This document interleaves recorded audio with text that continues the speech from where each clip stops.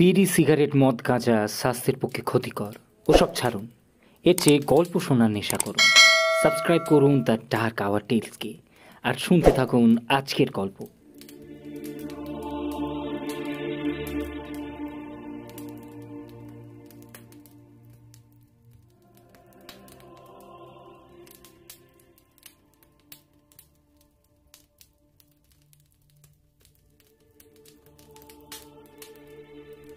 নমস্কার, আপনারা শুনছেন দ্য ডার্ক আওয়ার টেলস। আর আজকে আবার একটি লাভক্রাফট নিয়ে আপনাদের সামনে চলে এসেছি আমরা। আচ্ছা বলুন তো, এই অন্ধকার শয়তানি শক্তির সঙ্গে লড়বার জন্য মানুষ শক্তি কোথা থেকে পাবে? ঈশ্বর। ঈশ্বর সেই আশার আলো যা আমাদের বাঁচতে শেখায়, এবং ঈশ্বরের এই বাঁচার শক্তি থাকে ভালোবাসায়। শুনতে থাকুন এইচ.পি. লাভক্রাফট এবং হেজেল হেরল্ডের গল্প দ্য ম্যান অফ স্টোন।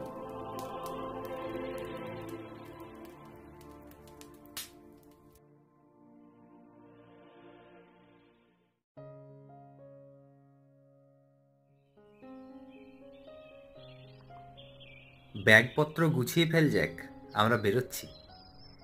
আমি বেনের দিকে একবার সন্দেহের চোখে তাকালাম। বেজায় একগুঁয়ে বন্ধুটি আমার। এবারে ফের কি জেদ ধরল কে জানে। যাচ্ছি কোথায়? আদ্রিয়নড্যাক গ্রামের মাউন্টেন টপ। হঠাৎ সেই বন জঙ্গলে কি কাজ পড়লো তোর? বলছি, হেনরি জ্যাকসনের বুকের দোষ হয়েছিল জানিস তো? ও গিয়েছিল ওখানে রোগ সেরে আসতে। কদিন আগে দেখি ফিরে এসেছে। কী সব উল্টোপাল্টা নাকি দেখেছে বলল। ভূত পেতনি? তার চেয়েও মজার, গ্রামের পেছনে একটা পাহাড় আছে, সেখানে শিকার করতে গিয়ে একটা গুহার সামনে দেখে একটা কুকুর বসে আছে। কাছে যেতেও সে নড়ে না। শেষে সাহস করে তার গায়ে হাত বোলাতে গিয়ে দেখে সেটা পাথরের। এত নিখুঁত যে না ছুঁয়ে দেখলে তফাৎ ধরা যায় না। ওইতে খানিক ঘাবড়ে গিয়ে ও গুহাটার ভেতরে গিয়ে ঢুকেছিল। ঢুকে দেখে একটা মানুষের মূর্তি পড়ে আছে গুহার মেঝে, গায়ে দিব্যি জামা কাপড়। সেটাকে আর ছুঁয়ে দেখার সাহস করেনি জ্যাকসন। কোনো মতে পাটপাড়ি গুটিয়ে পত্রপাঠ ফিরে এসেছে। ও এলাকার কেউ কিছু বলতে পারেনি? বলল তো, জিজ্ঞেস করেছিল। তাতে নাকি লোকজন বেজায় ঘাবড়ে বিড়বিড় করেছিল, তবে ওই পর্যন্তই। ধুস। আমি মাথা নাড়লাম। শুধু এইটুকুর জন্য অদ্দূর বনে জঙ্গলে? হুম, আরেকটু আছে। আর্থার হুইলারের নাম শুনেছিস? হ্যাঁ, বিখ্যাত ভাস্কর, চিনি তো। মানুষের হুবহু মূর্তি গড়ে দিত, যেন পাথরের ফটো। তবে বেশ কিছুদিন হলো বেপাত্তা। ওইটাই তো মজা। হেনরির কথা শুনে খানিক খোঁজ খবর নিয়েছিলাম আমি ওই হুইলারের বিষয়ে। অমন নিখুঁত স্ট্যাচুর কথা শুনলে প্রথমেই ওর নাম মনে আসে কিনা। খবর নিয়ে কি জানলাম জানিস? নিখোঁজ হবার আগে হুইলার নাকি ওই চত্বরেই ছিল, তারপর হঠাৎ মিলিয়ে যায়। এবারে ভাব দেখি, যদি গিয়ে দেখি ওগুলো হুইলারের হাতের কাজ, তাহলে কেমন একটা সাড়া পাবে চারিদিকে। আচ্ছা, আর তাছাড়া না কিছু পেলেও বেশ স্বাস্থ্যকর জায়গা। কদিন ঘুরে ফিরে এলে মন্দ হবে না, আমি বললাম। আসলে হুইলারের কাজের বাজারে চড়া দাম আছে, ফলে ব্যাপারটা নিয়ে বেশ উৎসাহ হচ্ছিল আমার। সপ্তাহখানেক বাদে লম্বা রেল রাস্তা পাড়ি দিয়ে চমৎকার বন পাহাড়ের মধ্যে দিয়ে বাঁশের ঝাঁকুনি খেতে খেতে মাউন্টেন টপ ভিলেজে গিয়ে হাজির হওয়া গেল। সময়টা জুনের বিকেল। সোনালি রোদ পড়ছে চারপাশে। গ্রাম বলতে কয়েকটা ঘর, একটা ছোট সরাইখানা আর একটা মুদির দোকান, তার পাশে বাস স্টপ। গাঁগঞ্জে যা হয় আর কি। দেখি মুদির দোকানের পাশে গ্রামের লোকজন আড্ডা জমিয়েছে। গুটি গুটি পায়ে সেদিকে এগিয়ে তাদের সঙ্গে জুটলাম দুজন মিলে। শুরুতেই আমাদের মতলবটা ফাঁস করতে চাইনি এদের কাছে। স্বাস্থ্যোদ্ধারে এসেছি, এখানে থাকার জায়গা খুঁজছি, এই বলে আলাপ জমালাম। 10-20টা মিনিমগ্না পরামর্শ জুটে গেল। ওরই ফাঁকে একটা বাক্যবাগীশ বুড়োকে পেয়ে বেন একটু ঘুরিয়েই জিজ্ঞেস করলো, হুইলার নামে আমার এক বন্ধু কিছুদিন আগে এ গ্রামে এসেছিল, চেনেন নাকি? শুনে খানিক চুপ করে থেকে সে বলল, মানে সেই মূর্তিওয়ালা চোখরা? সে এক কেচ্ছা। আমাদের পাগলা ড্যানের কেবিনে অল্প কিছুদিনের জন্য আস্তানা কেড়েছিল এসে। ড্যানের বউয়ের সাথে একটু মাখামাখিও হয়েছিল শুনেছি। তবে ওই ড্যান লোকটা সুবিধের নয়। ওইতেই খাপ্পা হয়ে সে তাকে কি বলেছিল কে জানে। কিন্তু ওর পরে ছোকরা একেবারে হাওয়া হয়ে গেল তল্লাট ছেড়ে। কেউ একটা টিকিটিও দেখেনি। শুনে বেন এদিক ওদিক চাইছে। তা দেখে আর একজন মুখ মোটকে বলে, আপনি ড্যানকে খুঁজছেন নাকি? পাবেন না মশাই, পাবেন না। ও থাকে ওই পাহাড়ের বেশ খানিক ওপরে একটা কেবিনে। কিছুদিন হলো সে এদিকে পা দিচ্ছে না। বউটাকেও তা দেখি না, বাড়িতে আটকে রেখেছে বোধ হয়। হুইলার বিদে হবার পর থেকে এই ঘটনা ঘটেছে। তবে একটা কথা বলি, ভালো চাইলে ওদিকে পা দেবেন না। আপনারা হুইলারের বন্ধু হন, মানে বোঝেনি তো?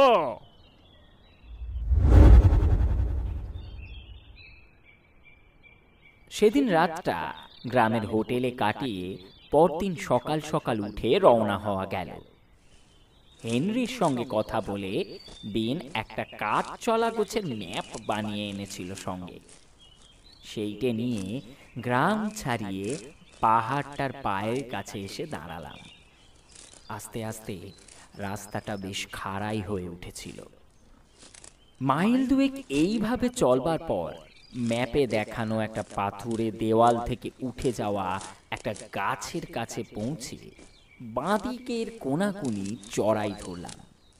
খাড়াই রাস্তা, তাই আবার কাঁটা ঝোপে ভরা, ফলে এগোনো বেশ কঠিন হয়ে পড়ছিল এবারে। খানিক বাদে একেবারে হঠাৎ করে গুহাটা দেখা দিল। পাথরের গায়ে ঝোপে ঝাড়ে ঢাকা অন্ধকার একটা গর্ত। তার সামনে একটা গর্তে খানিক জল জমে আছে। সেটার পাশে ধূসর রঙা কুকুরটা দাঁড়িয়েছিল, অথবা কুকুরের মূর্তি। অসম্ভব নিখুঁত।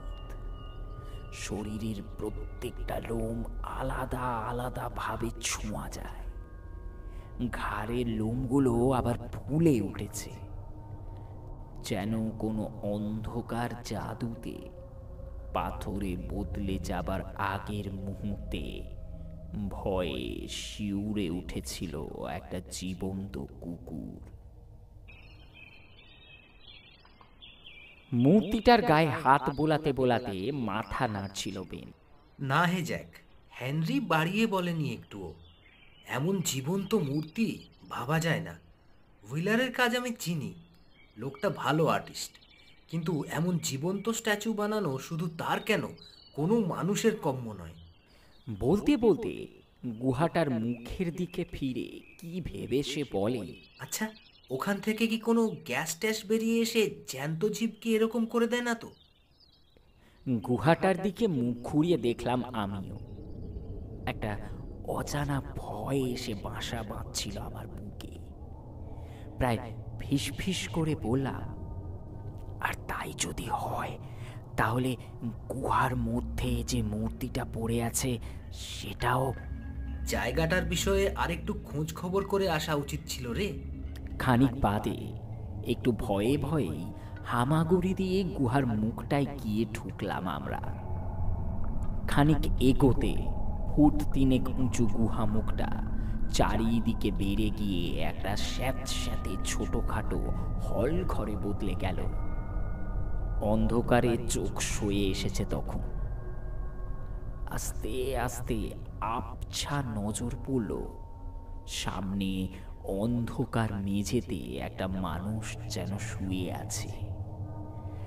টর্চটা হাতে ধরেও একটু দোনো-মোনো করছিল বেন। সামনে যে শুয়ে আছে সে যে এককালে জীবন্ত মানুষ ছিল, সেই অনুভূতিটা তখন ছেয়ে ফেলেছে আমাদের। আবছা আলোতেও অবিকল একজন ঘুমন্ত মানুষের মতোই লাগছে তাকে, যেন এক্ষুনি নড়ে ওঠে। হঠাৎ তীক্ষ্ণ আলোর ফলাটা এসে ধুইয়ে দিল মানুষের শরীরটা। কাত হয়ে আমাদের দিকে পিঠ করে শুয়ে আছে মানুষটা। পরনে ৮ পৌর কাজের পোশাক পচে গিয়ে খসে পড়েছে তার পাথর হয়ে যাওয়া শরীর থেকে। আলোটা হাতে নিয়ে আস্তে আস্তে উল্টো দিকে ঘুরে গেল বেন। তারপর নিচু হয়ে মূর্তিটার মুখে আলো ফেলে হঠাৎ করে চিৎকার করে উঠল, আর তার পেছন পেছন গিয়ে সেদিকে এক ঝলক দেখে আমিও নিজের অজান্তেই তার সাথে গলা মিলিয়েছি। ভয়ে নয়, বিস্ময়ে। ও মুখ আমি চিনি। বিখ্যাত ভাস্কর আর্থার হুইলার যেন পাথরের মূর্তি হয়ে শুয়ে আছে সেই গুহার অন্ধকারে।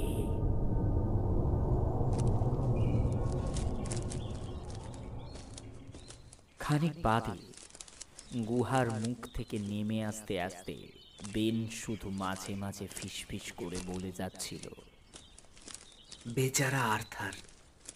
হুইলারের সাথে তার খানিকটা ঘনিষ্ঠতা ছিল। তাকে এই অবস্থায় দেখে স্বাভাবিকভাবেই বেজায় ধাক্কা খেয়েছে সে মনে। পাহাড়ের ঢাল পেরিয়ে রাস্তার দিকে এগোতে এগোতে মাথা নিচু করে কিছু বিড়বিড় করে বলে যাচ্ছিল সে।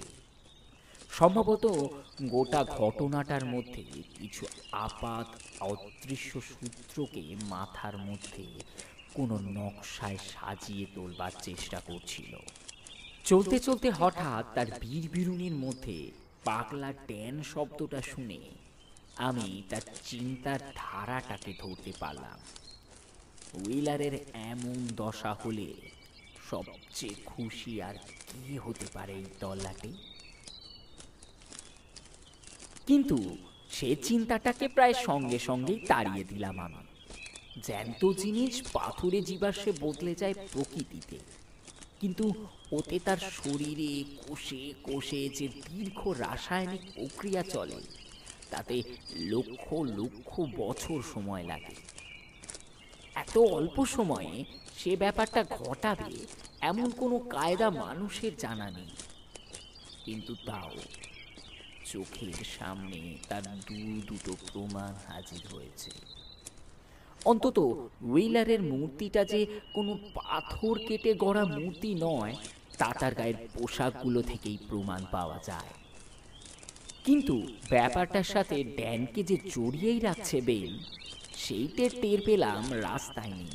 গ্রামের দিকে না গিয়ে বেন দেখি ওপরের দিকে উঠে যাওয়ার রাস্তাটার দিকে ঘুরেছে। পাগলটার কেবিন ওই দিকেই হবে, একবার দেখে আসি চল তো। আমি জবাবে কিছু বলবার আগে আমার হাত ধরে প্রায় টানতে টানতে এসে ওপরের দিকে রওনা দিয়েছে। আমি মানা করলাম না, কিন্তু রাস্তাটা যত ওপর দিকে উঠছিল তত মানুষের বসবাসের চিহ্ন কমে আসছিল। একটা অজানা ভয়ের শিরশিরানি ছড়িয়ে যাচ্ছিল আমার মনে।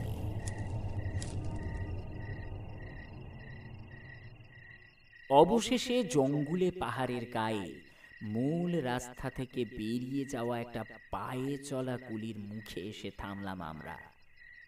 সেদিকে বেশ খানিক দূরে জঙ্গলের মধ্যে একটা রংচটা পাথরের ছাদ উঁকি দিচ্ছিল। ওটাই সম্ভবত পাগলা ড্যানের কেবিন হবে। বেনের পেছন পেছন বাড়িটা যেতে যেতে আমি ভাবছিলাম, এত জায়গা থাকতে হুইলার এমন একটা অদ্ভুত বাড়িতে আস্তানা করতে গিয়েছিলই বা কেন? বাড়িটার শ্যাওলা পড়ে যাওয়া দরজায় গিয়ে ঘন ঘন ধাক্কা মারছিল বেন। কোনো জবাব এলো না। তার ধাক্কার আওয়াজ বাড়িটার ভেতরে প্রতিধ্বনি তুলছিল। শব্দটা গায়ে কাঁপুনি ধরায়। দরজা দিয়ে কাজ না হওয়ায় বেন দেখি এবার বাড়িটার জানলাগুলোর দিকে নজর দিয়েছে।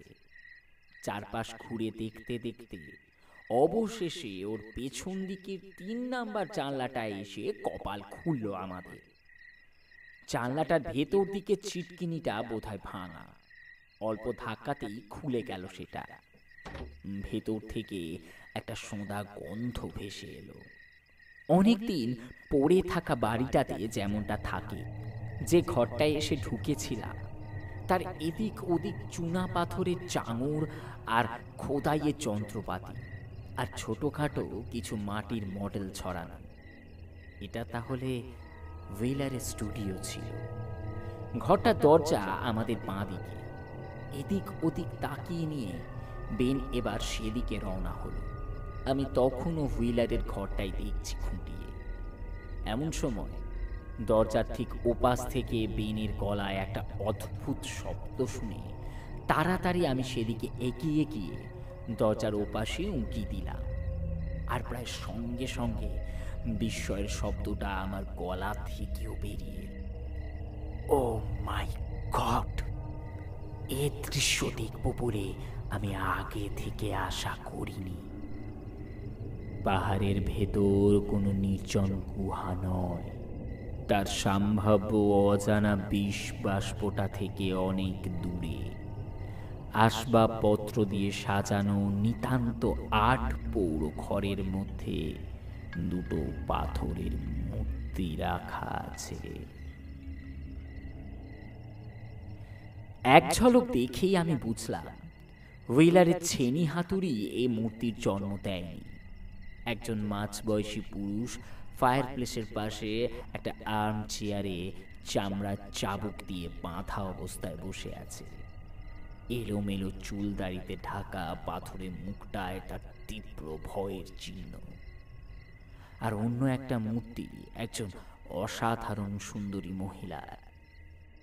মেঝেতে পড়ে থাকা সে মূর্তিটার হাতের কাছে একটা টিনের পাত্র কাত হয়ে পড়ে আছে। তার মধ্যে শুকিয়ে যাওয়া কোনো তরলের কালচে দাগ। স্তম্ভিত হয়ে দাঁড়িয়ে রইলাম আমরা। এরা যে পাগলা ড্যান আর তার স্ত্রীর মূর্তি তাতে কোনো সন্দেহ নেই। কোনো মারপিট বা হিংস্রতার চিহ্নও নেই কোথাও। চারপাশে স্বাভাবিক গৃহস্থলীর জিনিসপত্র ছড়ানো, যেন একটা স্বাভাবিক সন্ধে চলতে চলতে হঠাৎ থেমে গেছে। শুধু সেই স্বাভাবিকতার মধ্যে একটাই ব্যতিক্রম আমাদের চোখ টানছিল। ঘরের মাঝখানে একটা টেবিলের উপর একটা ছোট্ট ডায়েরি। তার উপরে একটা বড় সড়ো টিনের ফানেল রাখা রয়েছে, যেন ডায়েরিটার দিকে মানুষের দৃষ্টি টানবার জন্যই সাজিয়ে রাখা। বেন এগিয়ে গিয়ে ডায়েরিটা হাতে তুলে নিল, আর পাশে দাঁড়িয়ে আমিও চোখ ফেললাম ওর পাতাটার দিকে। আর সঙ্গে সঙ্গেই একটা চুম্বকের মতোই তা আমাদের মনোযোগ টেনে নিল। চারপাশের অদ্ভুত পরিবেশের দিকে তখন আর নজর নেই আমাদের। ডায়েরিটা হাতে নিয়ে কখন যে মেঝের উপর বসে পড়েছি দুজনে তার খেয়ালও ছিল না। আস্তে আস্তে আমাদের চোখের সামনে থেকে যেন একটা রহস্যের জাল সরে পড়ছিল আর গড়ে উঠছিল তার চেয়ে অনেক ভয়াবহ একটা দ্বিতীয় রহস্যের জাল। পড়া যখন শেষ হয়ে আসছে তখন আলো কমে আসছিল বাইরের। ছায়া ছায়া অন্ধকারে আমাদের পেছনে সেই মূর্তি দুটো স্থির হয়ে আছে। সেদিকে এক ঝলক তাকিয়ে শিউরে উঠলাম আমরা। তারপর ডায়েরিটা পকেটে পুরে নিল বেন। আমি তার দিকে তাকিয়ে বললাম, চল, আর এখানে নয়।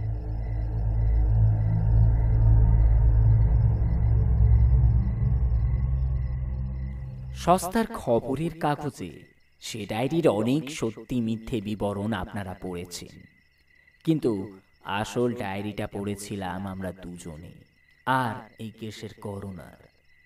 সত্যিটা সেই সব বিবরণের চেয়ে অনেক বেশি ভয়াবহ। এইখানে তা লিখতে গিয়েও আমার হাত কাঁপছে।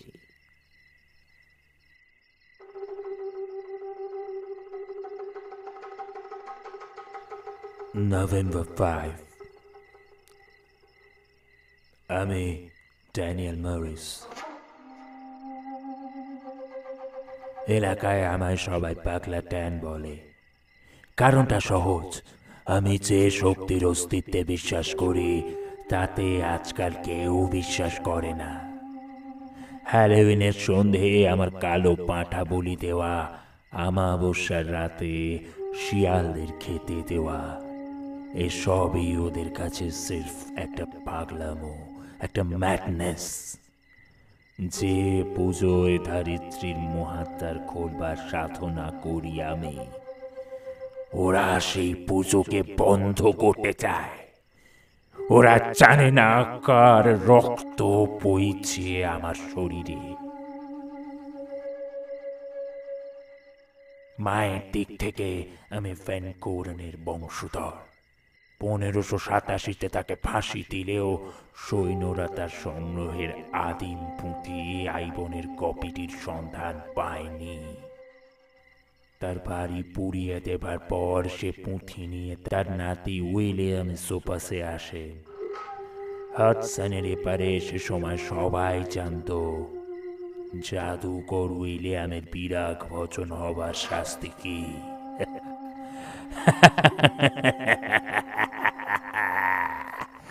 ওরা জানে না সোপাস থেকে তারা খাবার পর আমার মামা হেনরিক এই পাহাড়ে এসে বাড়ি করবার সময়ও সেই পুঁথিটা হাত ছাড়া করেননি।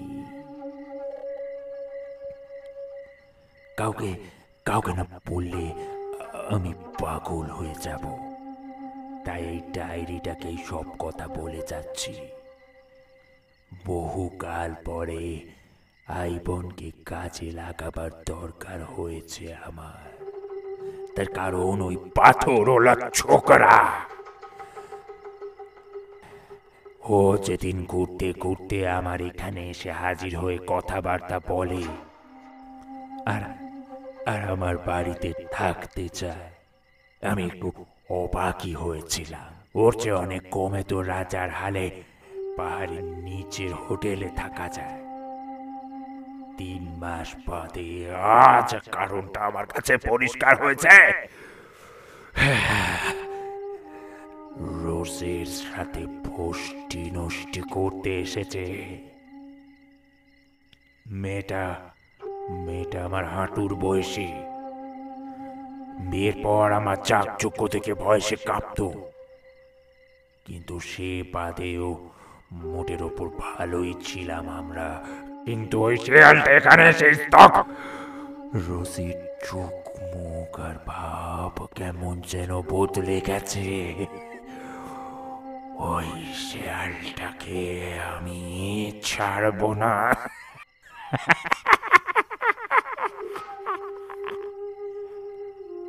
আইবনের পুঁথি আমাকে রাস্তা দেখাবে। ছেলেটাকে এই কদিন চোখে চোখে রাখতে হবে। নভেম্বরের 25।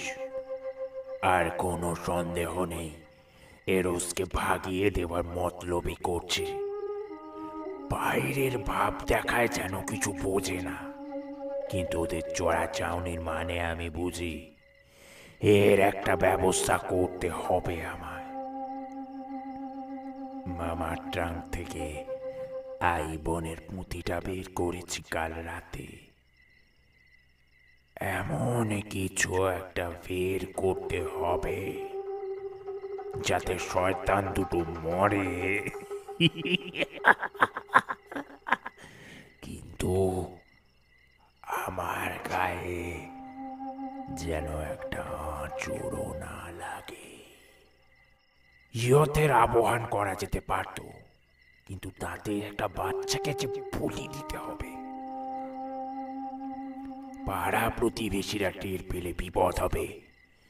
জীবন্ত পচিয়ে দেওয়া রাসায়নিক, না, তাতে তো দুর্গন্ধ বের হবে। তবে কিছু একটা খুঁজে বের করবই আমি, করবই। December 10, eureka! কি মধুর! আর এক্ষেত্রে কি নাটকীয় প্রতিশোধ হবে আমি যেটা ভাবছি। ঠিক যেমনটা চেয়েছি ঠিক তেমনটাই। 679 পাতায় একটা অন্য কালিতে লেখা একটা ফর্মুলা। মনে হয় প্রমাতামহ ভরে কিউপিটকাসের হাতে লেখা। সম্ভবত ক্যাট স্কিলের ওপর সে লোভ সাবাতের সময় কৌশলটা অন্ধকারের আশীর্বাদ হিসেবে পেয়েছিলেন। এখন শুধু জিনিসগুলো আনবার অপেক্ষা। কথা দিচ্ছি আমি, যে ভাস্কর্য করব তা এমন জীবন্ত হবে যে ওই ছোকরার পুতুলের চেয়ে অনেক দামে বিকিয়ে যাবে বাজারে। জলের মধ্যে কয়েকটা ফোঁটা মিশিয়ে দাও, শরীরে ঢোকবার সঙ্গে সঙ্গে তার যাবতীয় ধাতব উপাদানগুলো কোষের জ্যান্ত জিনিসগুলোকে সরিয়ে দিয়ে লক্ষ লক্ষ বছরের একটা প্রাকৃতিক প্রক্রিয়া এক নিমেষে। কি আনন্দ, তাই না? মূর্তি গড়িয়ের মূর্তি, আর তার সঙ্গে তার গোপন প্রেমিকা।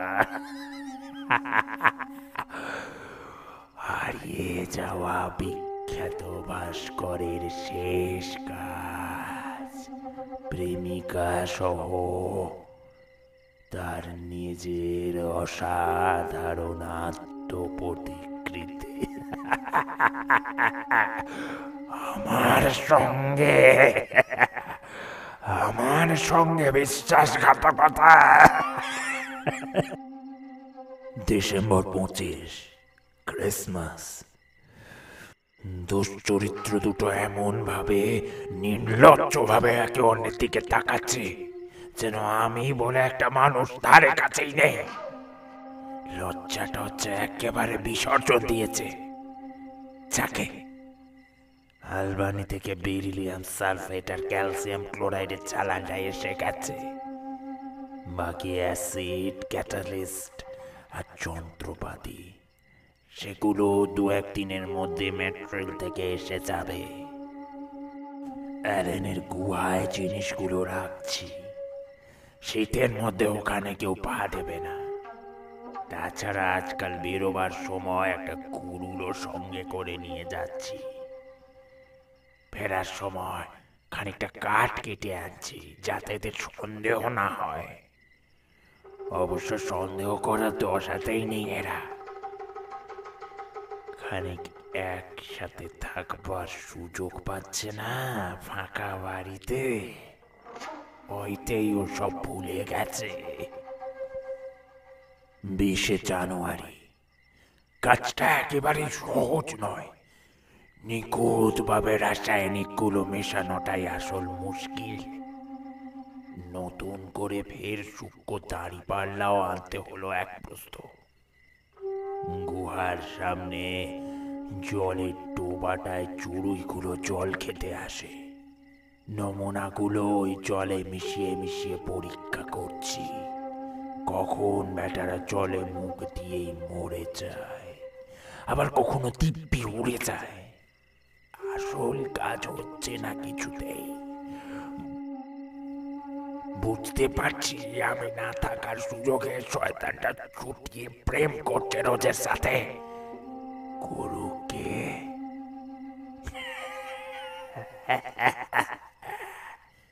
কদিন চালাবে?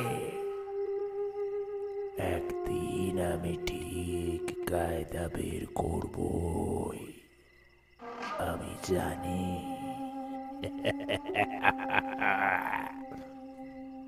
11ই ফেব্রুয়ারি। অবশেষে আজকের নমুনাটা জলে মিশিয়ে দিয়ে অপেক্ষা করছিলাম। দুটো চড়ুই এলো, জলে মুখ দিল। আমি অন্য মনস্কভাবে কি যেন ভাবছিলাম, তখন আমি প্রথমে খেয়াল করিনি ব্যাপারটা। তারপর হঠাৎ সেদিকে তাকিয়ে দেখি জলের মধ্যে দুটো পাথরের পাখি। পালকের মাথাগুলো অব্দি নিখুঁত। জলে মুখ দেবার পর 1 সেকেন্ডও লাগেনি কাজটা হতে। এইবার আর একটু বড় যন্ত্র নিয়ে পরীক্ষা করতে হবে। ওষুধটার শক্তি সেজন্য বাড়াতে হবে, আর ডোজটাও। রোজের কুকুরটাকে দিয়ে কাজ চলে যাবে। রেক্সকে নিগড়ে নিয়ে চলে গেছে বলে দিলে হবে খন। চাক মাতবে না। রেক্স হলো গিয়ে আমার বউয়ের প্রাণ। কারো কেঁদে নিক একটু। তারপর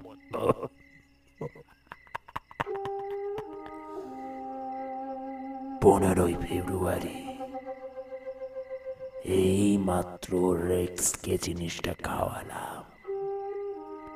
একটু বেশি ডোজে মিশিয়ে গলার বেলটা ধরে টেনে ওর মুখটা ওই জলে ডুবিয়ে দিয়েছিলাম।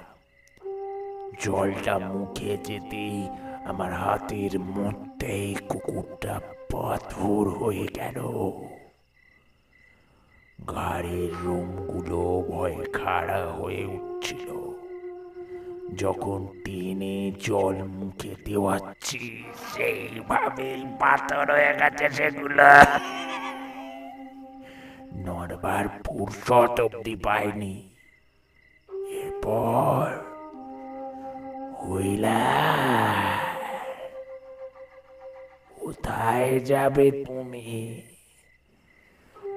দুটোকে আলাদা আলাদা করে ধরবো। হুইলারের কেসটা সহজ। এ জিনিসের কোনো স্বাদ গন্ধ নেই, ওয়াইনে মিশিয়ে দিলেই কাম ফতে। রোজকে নিয়ে একটু সমস্যা আছে, ওয়াইনও মুখে তোলে না। সে না হয় দেখা যাবে। এমনিতেই রেক্সের খবর পেয়ে কেঁদে ভাসাচ্ছে। ওর ওপর দরকারে এখানে চাপকে দিলে।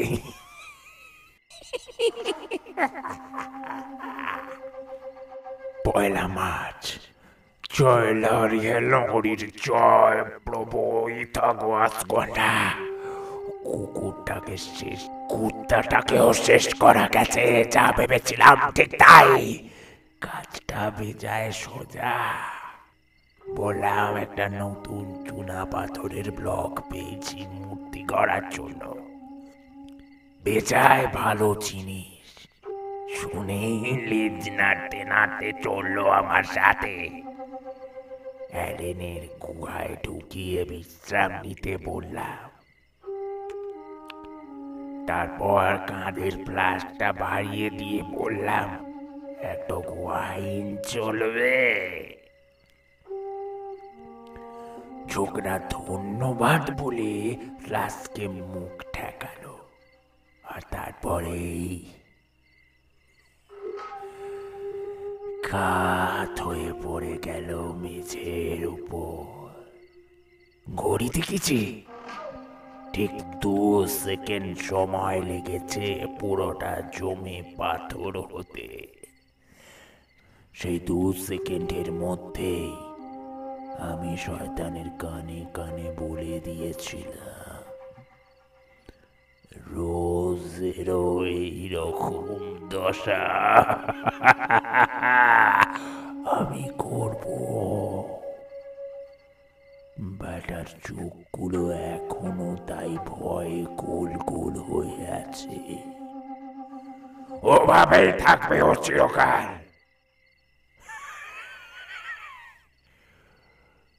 পাগলা ড্যানের বউয়ের দিকে নজর। দেখ দেখ পাগলা ড্যান কি করতে পারে। বাড়ি গিয়ে বললাম মুদির দোকানে হুইলারের একটা জরুরি টেলিগ্রাম এসেছিল, সে ওখান থেকেই ফিরে গেছে। রোজ কতটা বিশ্বাস করলো জানি না, তবে আমি চেষ্টার কসুর করিনি। হুইলারের জিনিসপত্র যত্ন করে একটা টাঙ্কে গুছিয়ে সেইটা ডাকে তার ঠিকানায় পাঠাবো বলে কাঁধে করে নিয়ে বেরিয়ে এসেছি। সেটা অবশ্য রলিদের শুকনো কুয়োর তলায় পড়ে আছে। এবার এবার রোজের পালা। 7ই মার্চ। রোজ, তোমার সন্দেহ হয়েছে আমি বিষ দেব, তাই না? আমার হাত থেকে কিছু খাবি না। এবার কি করবি? 2 তারিখ রাতে পা দিয়ে রোজের সাথে ঝগড়া করলাম, তারপর সেই ছুতোয় আচ্ছা করে চাপকে চিলে কোটার ঘরে আটকে রেখেছি। ওয়াইন মুখে তুলবি না, আমার হাতে চা কফি কিচ্ছু খাবি না, আর জল। তার বেলা কি করবি? 2 বেলা নুন তার রুটি মাংস খেতে দি। নুন খেলে জল তেষ্টা বাড়বে, সঙ্গে সঙ্গে 1 কাপ ওষুধ দেওয়া জল, বেশি মাত্রায় দেওয়া মুশকিল, টের পেয়ে যাবে, তাই অল্প অল্প করে দিচ্ছি। মাঝে মাঝে হুইলারের নাম ধরে চেঁচায় এখন। Wheeler wheeler wheeler. ভালোই লাগে। আস্তে আস্তে থেমে যাবে, সব থেমে যাবে। 9ই মার্চ। গুহায় গিয়ে একবার হুইলারকে দেখে এলাম, সব ঠিকঠাক আছে। মাথার ওপর রোজের পায়ের শব্দ পাচ্ছি এখনো, টেনে টেনে চলছে, কাজ হচ্ছে তার মানে। তবে আস্তে আস্তে ডোজ বাড়াতে হবে। 11ই মার্চ। এখনো কি করে নড়েও? মাঝে মাঝে দরজার তালায় কুঁতো দেয়। মঙ্গলবার রাতে আবার শুনি ধরে ছাঁকাচ্ছে, গিয়ে ফের আচ্ছা করে চাপালাম। যতবার দরজায় ধাক্কা দেবে ততবার মারবো। ঝড়টা খাচ্ছে তো, তাহলেও এখনো কি করে? 15ই মার্চ। তুম করে ওই ফের চলল। পায়ের ভারী আওয়াজটা মাথার ওপর থামতে চায় না মোটেই। আর বেশি দিন এভাবে চললে এসেছে চাপকে শেষ করতে হবে। কে এই লেখা বেঁকে যাচ্ছে, ও আছে, আর কত থেকে থাকা যায়? একটু শুই।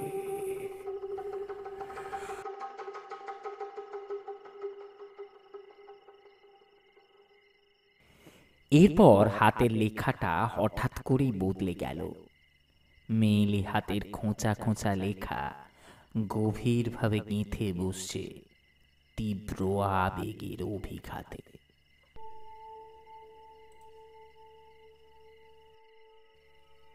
আমি রোজ মরিস। কেউ এ লেখা কখনো দেখলে আমার বাবা অসবর্ন স্যান্ডলারকে একটু খবরটা দেবেন। 2 নম্বর স্ট্রিট, মাউন্টেন টপ গ্রাম। জন্তুটার লেখা ডায়েরি এতক্ষণ ধরে পড়েছি আমি। ও হুইলার, হুইলার, তোমাকে শয়তানটা। প্রথম দিন ওর দেওয়া জল এক ঢোক খেয়েই আধা পঙ্গু হয়ে গিয়েছিলাম আমি। বুঝেছিলাম ও আমায় বিষ দিচ্ছে, কিন্তু ঈশ্বর সাক্ষী, কোনো মানুষ যে এত ভয়ঙ্কর বিষ আর একটা মানুষকে দিতে পারে তা আমি কল্পনাও করতে পারিনি। সেই দিনই ঠিক করেছিলাম, সুযোগ পেলে আমি ওকে ছাড়ব না। দ্বিতীয় দিন থেকে ওর দেওয়া জল আমি মুখে তুলিনি। যত্ন করে জমিয়ে রাখতাম একটা বাটিতে।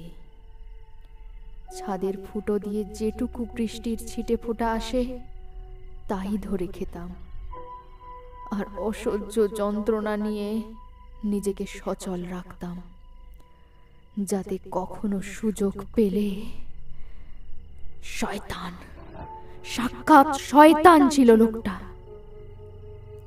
কোনো জাদুতে বশ করে বিয়েতে রাজি করিয়েছিল, আমি জানি না। বিয়ে হয়ে এসেই শখ ওর শয়তানি যাগযজ্ঞ আমি নিজে চোখে দেখেছি। তাতে সাহায্য না করবার জন্য রোজ চাবুক খেয়েছি। তারপর হুইলার এলো। অনেক দিন বাদে আমি হাসলাম।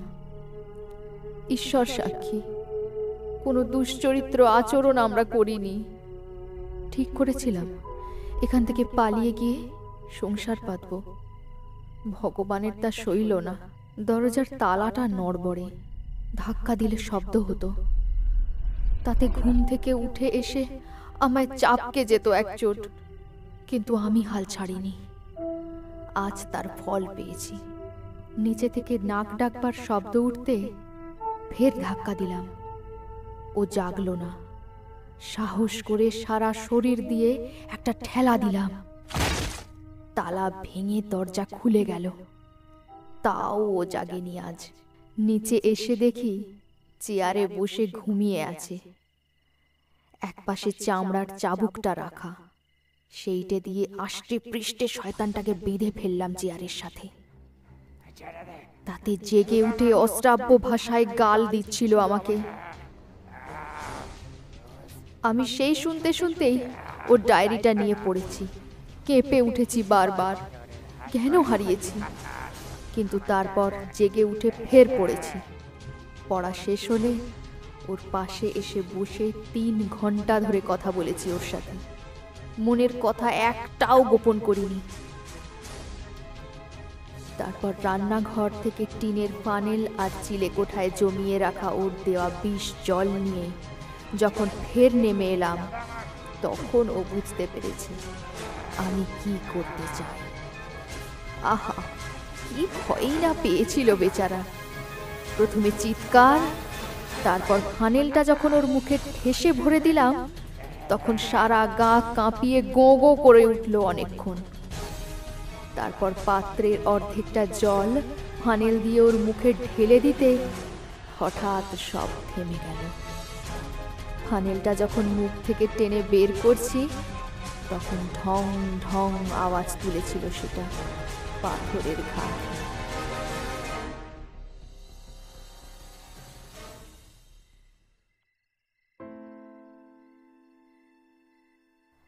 আর কিছু বলার নেই আমার, আর্থার নেই। আধাপঙ্গু জীবনটা নিয়ে আর আমার কোনো স্বপ্ন নেই। কেউ যদি এ লেখা পড়েন, তাহলে আমার মূর্তিটাকে আর্থারের কাছে নিয়ে কবর দেবেন দয়া করে। গুহার বাইরে রেক্স পাহারায় থাকবে, তার ভেতরে আমরা দুজন। পাথরের গায়ে সময়ের ছাপ পড়বে না, দুজনে ঘনিষ্ঠ হয়ে চিরকাল।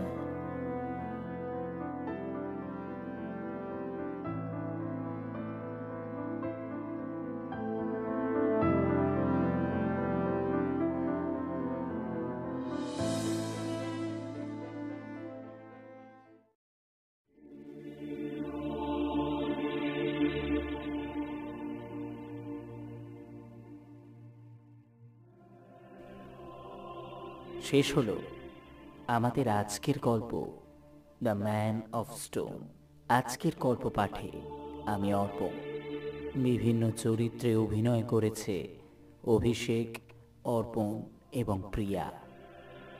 এই রকমই আরও গল্প শুনতে সাবস্ক্রাইব করুন আমাদের চ্যানেলকে।